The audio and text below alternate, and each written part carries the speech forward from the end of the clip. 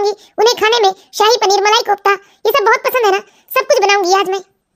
फिर मैं उनसे बात करूंगी। मम्मी जी मैं अभी देखती हूँ, लगता है आरती दीदी आ गई। हाँ बहू आरती ही होगी। आइए आइए दीदी, बड़ी बेसब्री से आपका इंतजार हो रहा था। अरे आरती बेटा, तेरी भाभी को तेरा इंतजार कम, बल्कि दामाद जी ने तुझे जन्मदिन पर जो हीरो का हार दिया है ना, वही देखने के इंतजार में बैठी है ये तो। हाँ भाभी खूब समझती हूँ मैं। और बताओ बेटा आरती, समधन जी ठीक है? हाँ मम्मी, मम्मी जी तो एकदम बढ़िया है, वो भी आपको याद कर रही थी। अच्छा दीदी जल्दी बताइए जिया जी ने आपको कैसा सेट दिया है? हाँ भाभी दिखाती हूँ अभी। देखिए भाभी, ये रहा वो डायमंड सेट। वाह दीदी कितना सुंदर है ये सेट। हाँ भाभी मुझे भी ये बहुत पसंद आया। हाँ बेटा बहुत खूबसूरत सेट है। अच्छा बेटा आरती, तुम अपनी भाभी के साथ बैठकर बात करो, मैं आती हूँ जरा अपना पाठ खत्म करके। हाँ मम्मी। देखो भाभी कैसा लग रहा है? बहुत ही खूबसूरत दीदी। वैसे आपने भी तो डायमंड सेट पहन रखा है ना? अरे कहाँ दीदी, ये तो मैंने अमेरिकन डायमंड पहना है। सच कहूँ दीदी, आपके भैया ना बड़े डिफरेंट टाइप के मैन लगते हैं मुझे। और तो और दीदी, आपके भैया को तो मेरा जन्मदिन भी याद नहीं रहता। जब मुझे विश करने के लिए किसी का फोन आता है ना, तब उन्हें पता चलता है कि आज मेरा जन्मदिन है, तब वो मुझे विश करते हैं। और यदि किसी का फोन ना आए ना, तो वो मुझे विश भी नहीं करेंगे। अरे भाभी, भैया शुरू से ऐसे ही है। एक मजे की बात बताऊं भाभी, भैया को तो ना अपना खुद का जन्मदिन याद नहीं रहता। खैर ठीक है दीदी, सब अपनी अपनी किस्मत है। लेकिन एक बात कहूं दीदी, आप जिया जी को ना कभी दुखी या नाराज मत करना, क्योंकि जिया जी आपको कितना इंपॉर्टेंट देते हैं। आप बहुत किस्मत वाले हैं दीदी, जो आपको इतना प्यार और ख्याल रखने वाला पति मिला है। हाँ भाभी बिल्कुल ठीक कह रहे हो आप। सच में भाभी बहुत केयर करते हैं वो मेरी। अगर उन्होंने मुझे कभी उदास देखा ना, तो सारा घर सिर पर उठा लेते हैं। हाँ दीदी, भगवान करे आप लोगों की जोड़ी इसी तरह सलामत रहे, आप लोग अपने जीवन में इसी तरह हमेशा खुश रहें। हाँ भाभी सच में मैं अपने आप को ना दुनिया की सबसे खुशकिस्मत लड़की मानती हूँ, क्योंकि भाभी इनके साथ साथ इनकी मम्मी भी मेरी बहुत केयर करती है। मेरी सास की वजह से भाभी मुझे कभी लगा ही नहीं कि मैं अपने ससुराल में हूँ। हाँ दीदी, इसीलिए तो कहती हूँ कि आप जिया जी को कभी दुखी मत करना और अपनी मम्मी जी का खूब ख्याल रखना। हाँ भाभी बिल्कुल आप ही की तरह मैं भी अपनी सास की सेवा करूंगी। मम्मी हमेशा फोन में आपकी तारीफ ही करते रहती है। हाँ दीदी, मैं भी हमेशा इसी कोशिश में लगी रहती हूँ कि मैं मम्मी जी की खूब सेवा करूँ, उन्हें कभी शिकायत का कोई मौका ना दूं। अरे मैं भी दीदी कब से बैठकर आपसे बातें किए जा रही हूँ, मैंने आपको चाय पानी के लिए भी नहीं पूछा। अच्छा चाय बना लीजिए, ये भी आते होंगे, हम लोग साथ में चाय पीकर चले जाएंगे। ठीक है दीदी आप बैठिए, मैं अभी आती हूँ। आरती की भाभी चाय बनाने अंदर चली जाती है और 5 मिनट बाद आरती को लेने शेखर भी आ जाता है। अरे आप आ गए? हाँ भाई अब जल्दी घर चलो। भाई ऐसे कैसे चले जिया जी, हमें भी तो खातिरदारी का मौका दीजिए। वैसे भी जिया जी हमें आपसे बड़ी शिकायतें हैं। अरे भाभी जी कैसी शिकायतें हैं? आरती दीदी को अब 2-4 दिनों के लिए उनके मायके नहीं छोड़ते हैं। ओ ऐसा है ना भाभी जी, मम्मी भी तो अकेली हो जाती है घर में। जिया जी खूब समझते हैं हम, अच्छा बहाना बना लेते हैं। अरे नहीं नहीं भाभी जी। अरे दामाद जी आ गए आप? जी मम्मी जी। भाई शिकायतें तो हमें भी बहुत है कि आप हमारी बेटी को 2-4 दिन हमारे पास नहीं छोड़ते हैं। ठीक है मम्मी जी, अगले हफ्ते कोशिश करूंगा मैं। शेखर और आरती चाय पीकर अपने घर लौट जाते हैं। आरती की शादी को 2 साल हो चुके थे। आरती और शेखर एक दूसरे के साथ बहुत खुश थे। शेखर आरती से इतना प्यार करता था कि वो उसे एक दिन के लिए भी अपनी नजरों से दूर नहीं करना चाहता था। आरती का मायका और ससुराल एक ही शहर में होने के बावजूद भी शेखर उसे एक दिन के लिए भी उसके मायके नहीं छोड़ता, या जब भी जाना होता तो वो आरती के साथ ही जाता और आरती के साथ ही वापस आ जाता। धीरे धीरे समय बीतने लगता है, लेकिन अब आरती को शेखर में कुछ बदलाव नजर आने लगता है। बाय शेखर जी। बाय। क्या हुआ आरती बेटा, तू क्यों ऐसे मुंह लटकाकर खड़ी है? मम्मी जी मैं कुछ दिनों से देख रही हूँ शेखर जी का व्यवहार एकदम बदला बदला सा है मेरे प्रति। लो कर लो बात, बस इतनी सी बात है, इसलिए तूने अपना चेहरा लटका लिया। हो सकता है शेखर को ऑफिस में वर्कलोड होगा। मम्मी जी वो तो सब ठीक है, अरे इससे पहले भी तो ऑफिस का कितना बर्डन रहता था उनको, लेकिन उनका व्यवहार मेरे प्रति कभी नहीं बदलता था। और आजकल उनका ध्यान मोबाइल में ज्यादा रहता है, मेरे सो जाने के बाद भी रात तक वो मोबाइल चलाते रहते हैं। अरे होगा बेटा उसे किसी बात का टेंशन, देख तू ज्यादा परेशान मत हो, कुछ दिनों बाद उसका व्यवहार पहले जैसा हो जाएगा। कुछ समस्या ऐसी होती है इन पतियों को कि वो हर समस्या अपनी पत्नी को नहीं बता सकते। हाँ मम्मी जी भगवान करे कुछ ऐसा ही हो। आरती अपने पति के व्यवहार को लेकर बहुत ही चिंतित थी। इसी तरह धीरे धीरे पूरे 1 महीने का समय बीत जाता है, लेकिन अभी भी शेखर के व्यवहार में बदलाव नहीं आता। आज मैं पूरा खाना शेखर जी की पसंद का बनाऊंगी, उन्हें खाने में शाही पनीर, मलाई कोफ्ता, ये सब बहुत पसंद है ना, सब कुछ बनाऊंगी आज मैं। फिर मैं उनसे बात करूंगी। आरती अपनी तरफ से बहुत कोशिश करती है कि वो शेखर के मूड को पहले जैसा बना पाए। आज फिर आरती ने कोशिश की है ये जानने की कि आखिर शेखर के मन में क्या चल रहा है। आरती खुशी खुशी सारा खाना शेखर की पसंद का बनाती है।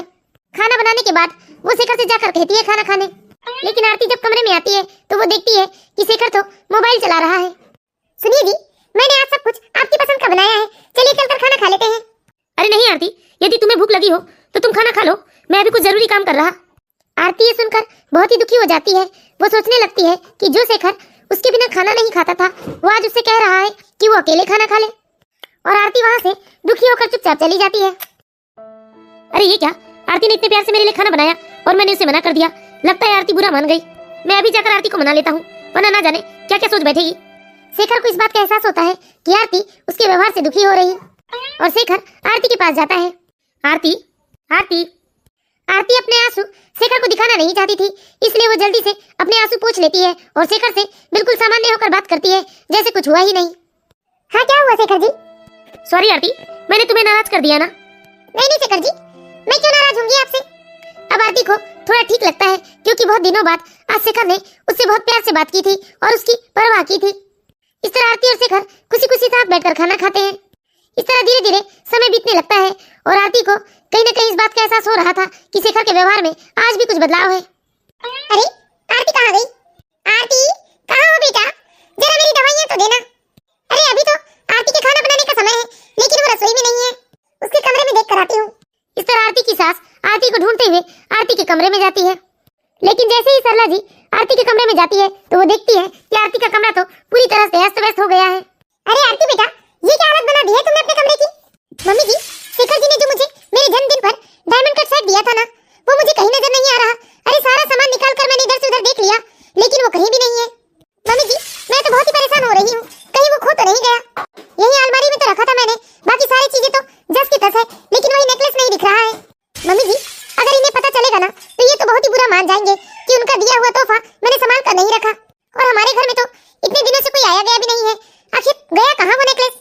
अरे बेटा, तुम बेकार में इतनी परेशान हो रही हो, घर से कहाँ जाएगा? यहीं कहीं रखा होगा, मिल जाएगा। कहीं रखकर भूल गई होगी बेटा तुम। आरती की सास ने आरती की परेशानी कम करने को बात टाल दी थी, लेकिन वह भी सोच में पड़ गई थी कि आखिर कमरे से वो हार कहाँ जाएगा, क्योंकि आरती के कमरे की तिजोरी तो हमेशा लॉक होती है। और आरती की सास ये भी सोचती है कि आरती तो इतनी लापरवाह है नहीं कि वो इतनी महंगी चीजें कहीं भी रखकर भूल जाएगी, लेकिन वो नेकलेस गया तो गया कहाँ? ऐसे तो सरला जी और आरती दोनों सास बहू थी, लेकिन आपस में बंधन बिल्कुल माँ बेटी जैसा था। सरला जी का एक ही बेटा था शेखर। शेखर भी IIT से बीटेक करके अब एक मल्टीनेशनल कंपनी में मैनेजर की पोस्ट पर था। शेखर जब 7 साल का था तभी उसके माता पिता का तलाक हो गया था, क्योंकि उसके पिता के अपने ही ऑफिस में एक महिला के साथ अनैतिक रिश्ता था। इसलिए सरला जी ने अपने बेटे की परवरिश अकेले ही की थी। सरला जी ने कभी भी शेखर को किसी चीज की कमी महसूस नहीं होने दी थी। उसे एक बहुत अच्छे स्कूल में पढ़ाया और वो पढ़ने लिखने में होशियार था, जिस वजह से उसका चयन IIT में हो गया था। उसके बाद शेखर का कैंपस प्लेसमेंट भी हो गया और वो अपने ऑफिस में एक सीनियर मैनेजर बन गया था।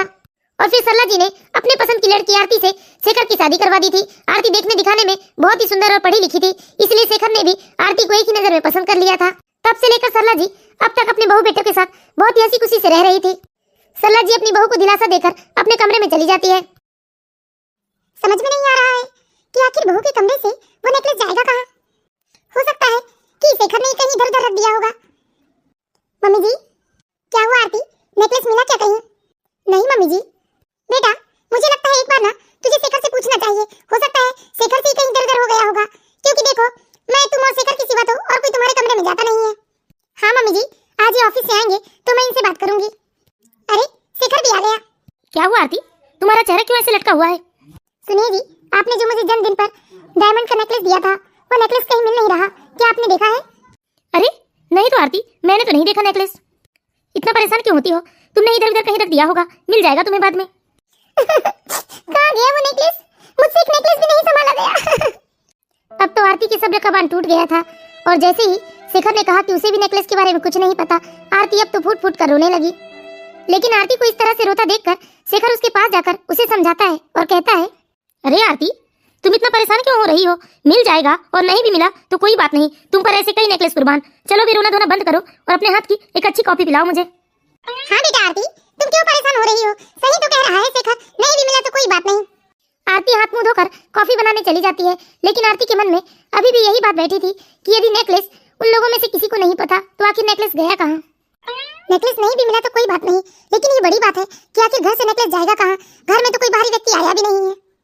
अरे आरती, जल्दी कॉफी लेकर आओ। हाँ जी, बस अभी आई। अच्छा सुनो आरती, कल मेरे एक ऑफिस फ्रेंड के यहाँ एनिवर्सरी की छोटी सी पार्टी रखी गई है, उसमें चलना है हमें। अच्छा, कितने बजे है पार्टी? नाइट में है पार्टी। ठीक है मम्मी जी, आप भी चलिएगा हमारे साथ। अरे नहीं बेटा, तुम लोग हो आओ। ठीक है मम्मी, मैं जाने से पहले आपके लिए खाना बना दूंगी। ठीक है बेटा। अब आरती थोड़ा सामान्य हो जाती है और वो खुशी खुशी दूसरे दिन शेखर के साथ एनिवर्सरी पार्टी में जाती है। अरे आओ शेखर, तुम्हारा इंतजार था। नमस्ते भाभी जी। नमस्ते भैया, और आप लोगों को आपकी शादी की सालगिरह बहुत बहुत मुबारक हो। थैंक यू वेरी मच भाभी जी। क्या पारुल, तुमने तो आने में काफी देर कर दी। हाय। हाय पारुल, ये है मेरी wife Aarti. Hello Aarti ji, nice to meet you. Ji thank you. जब आरती पारुल से मिलती है तो वो बिल्कुल सामान्य रहती है, लेकिन थोड़ी देर के बाद जब आरती की नजर पारुल के गले पर उस डायमंड के सेट पर पड़ा तो वो बहुत ही आश्चर्यचकित हो जाती है। आरती को ये देखकर बहुत ही गुस्सा भी आता है। वो सोच में पड़ जाती है कि आखिर पारुल के पास उसका डायमंड सेट गया कैसे। लेकिन फिर पारुल को समझने में ज्यादा समय नहीं लगता, क्योंकि शेखर और पारुल एक ही ऑफिस में जॉब करते थे। आरती समझ चुकी थी कि पारुल को वो डायमंड सेट खुद शेखर ने दिया है। आरती को बहुत ज्यादा गुस्सा आ रहा था, लेकिन आरती ऐसी किसी की पार्टी खराब नहीं करना चाहती थी। और आरती दूसरी तरफ अपने पति शेखर से बहुत प्यार करती थी और एकाएक वो शेखर के ऊपर कोई इल्जाम भी नहीं लगा सकती थी। इसलिए आरती किसी से कुछ नहीं कहती और पार्टी खत्म होने के बाद जब वो लोग घर आ जाते हैं तो आरती ने सोचा कि सबसे पहले वो शेखर से यही प्रश्न करेगी कि आखिर पारुल के पास उसका नेकलेस गया कैसे। लेकिन इधर आरती के फ्रेश होकर आते तक शेखर सो चुका था। अरे ये क्या, ये तो सो गए। वैसे मुझे नहीं लगता कि शेखर जी मुझे धोखा दे सकते हैं, या फिर मैं मूर्ख हूँ कि सबूत मेरे सामने है और मैं उसे नकार रही हूँ। लेकिन फिर भी पूरी छानबीन किए बिना मैं इस तरह शेखर के ऊपर इल्जाम नहीं लगा सकती। मुझे गुस्सा तो इतना आ रहा है, ऐसा लग रहा है मानो मैं अभी के अभी घर छोड़कर चली जाऊं। लेकिन नहीं, मैं ऐसा नहीं कर सकती। मैं इस बारे में मम्मी जी से बात करती हूँ, तभी मेरा मन हल्का लगेगा। मेरा दिल डर से बैठा भी जा रहा है। आरती को नींद नहीं आ रही थी और ये सोच सोचकर बहुत गुस्सा भी आ रहा था और वो बहुत परेशान भी हो रही थी। लेकिन कहीं ना कहीं उसका दिल ये भी कह रहा था कि उसका पति उससे बहुत प्यार करता है, उसे वो इस तरह से धोखा नहीं दे सकता। आरती अपने सास के कमरे में जाती है। क्या ऐसे कैसे उस पारुल के पास जा सकता है तुम्हारा नेकलेस? मुझे तो सब समझ में आ रहा है आरती, इसमें सारी गलती ना मेरे बेटे की है। लेकिन इतना तो मुझे समझ में आ गया है कि वो लड़की भी कुछ ठीक नहीं है जो शादी शुदा आदमी के साथ रिश्ता बना रही है। पर मैं उस लड़की को क्या कहूँ बेटा, जब अपना ही सिक्का खोटा है तो दूसरे को क्या दोष देना। गुस्सा तो मुझे इतना आ रहा है अपने बेटे के ऊपर कि जाकर अभी के अभी उसका गला दबा दूं। नहीं मम्मी जी, देखिए आप शेखर जी से अभी कुछ मत कहिएगा। मैं इस लड़की के बारे में ना कुछ और भी पता करना चाहती हूँ, तब तक हम घर में हमेशा की तरह शांत रहेंगे। हाँ बेटा आरती, तुम जैसा चाहो वैसा करो, मैं पूरी तरह से तुम्हारे साथ हूँ। मेरी बेटी की गलती है और मैंने इस बात को स्वीकार कर लिया है। अब तू जा बेटा, सोने की कोशिश कर। देख बेटा आरती, अगर तू सोएगी नहीं तो तेरी तबीयत खराब हो जाएगी। और सोचो, जब तेरी तबीयत खराब हो जाएगी तो तू उस लड़की के बारे में पता कैसे करेगी। हाँ मम्मी जी, मैं कोशिश करती हूँ। देखिए आप भी ज्यादा परेशान मत होइए, जो होगा देखा जाएगा। आप भी आराम कीजिए। ठीक है बेटा, जा तू आराम कर। इस तरह सरला जी आरती से कह तो देती है आराम करने, लेकिन खुद सरला जी की आंखों की नींद गायब हो चुकी थी और सरला जी एक बार फिर अतीत की गलियारों में खो जाती है। हे भगवान, ये सब क्या हो रहा है? कहीं इतिहास अपने आप को दोहरा तो नहीं रहा है? शेखर के पिता ने जो मेरे साथ किया वही शेखर आज आरती के साथ कर रहा है। आखिर ये अपने बाप की ही औलाद निकला। आखिर ये अपने बाप की ही औलाद निकला। अरे बाप के गुण जाएंगे कहाँ? आखिर बाप के गुण तो इसके खून नहीं बसा है। मैंने कितनी कोशिश की कि अपने बाप के नक्शे कदम पर ना चले, लेकिन आखिर झाड़ का पत्ता तो झाड़ के ही नीचे गिरेगा। लेकिन बेचारी आरती, उसका क्या होगा? इतनी अच्छी बहू तो ना ही शेखर को कभी मिलेगी और ना ही कभी इस घर को। आरती कितनी समझदार है, उसे मेरी कितनी परवाह रहती है, इस घर की चिंता रहती है और कितनी गंभीर भी है।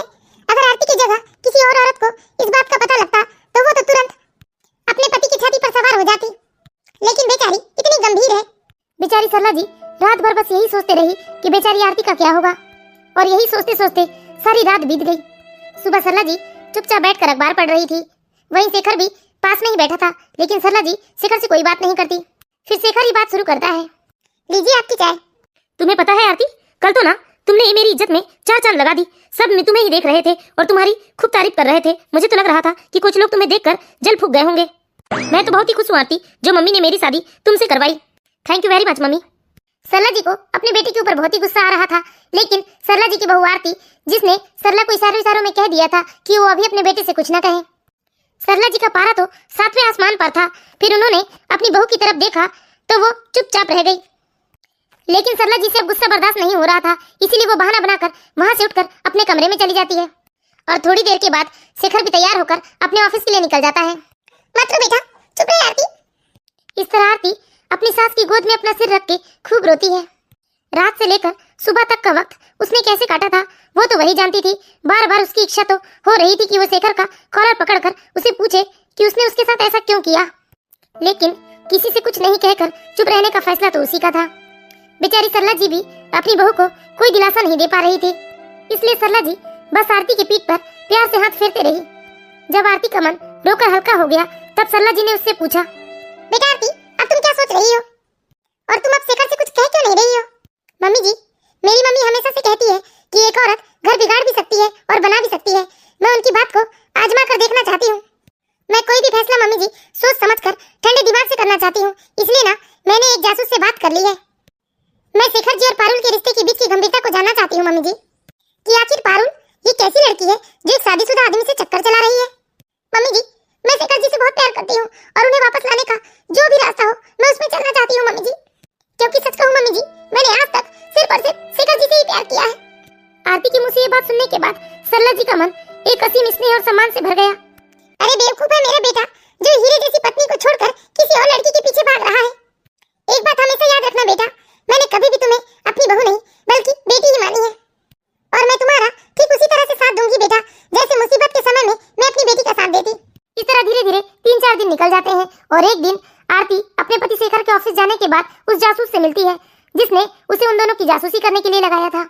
और आरती जब उन फोटोग्राफ्स को देखती है तब आरती को शेखर और पारुल के बीच का सारा रिश्ता समझ में आ जाता है। अब आरती ने फैसला कर लिया था वो इस बारे में अपने पति से बात करेगी। आरती ने सोचा कि आज तो संडे का दिन है और शेखर तो आज पूरे दिन घर में ही रहेगा, इसलिए आरती ने ये दिन बिल्कुल ठीक समझा शेखर से बात करने के लिए। हाँ हाँ, तुम चिंता मत करो, सब हो जाएगा। जब आरती कमरे में आती है तो वो देखती है कि शेखर किसी से फोन पे बात कर रहा है, लेकिन आरती समझ जाती है कि शेखर पारुल से बात कर रहा है।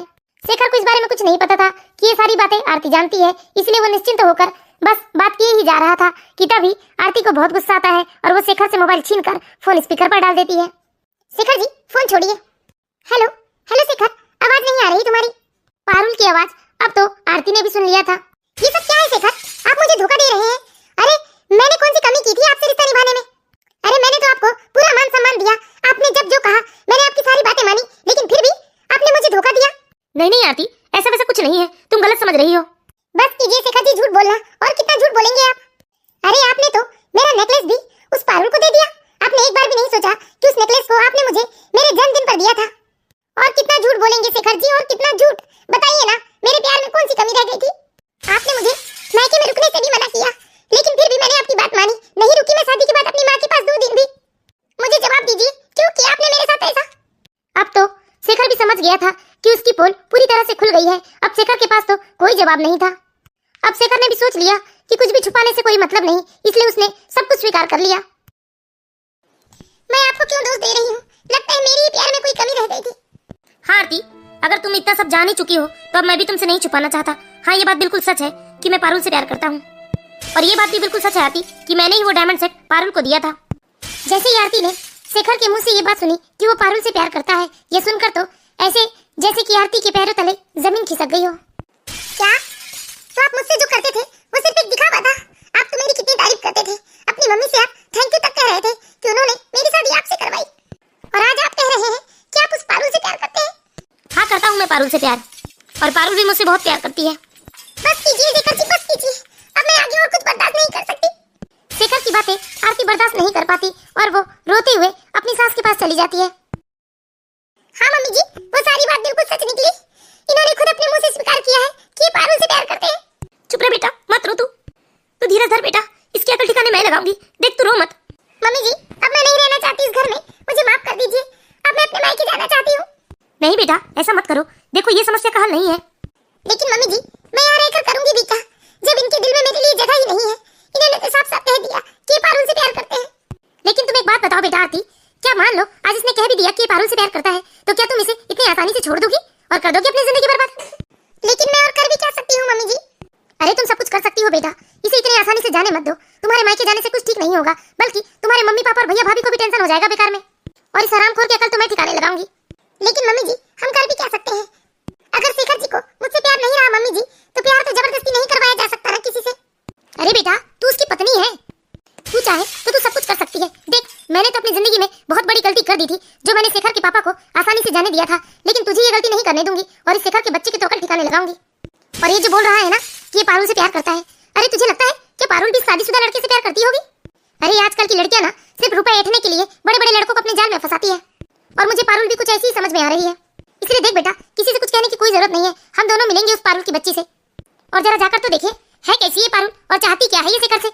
हाँ मम्मी जी। तू एक काम करना बेटा आरती, शिखर के सो जाने के बाद ना शिखर के मोबाइल से उस हरामखोर पारुल को मैसेज करना, और मैसेज में लिख देना कि वो कल ऑफिस ना जाए बल्कि 2 बजे किसी कॉफी शॉप में वो मिलने आ जाए। मम्मी जी, ये सब करके क्या मुझे शिखर जी वापस मिल जाएंगे?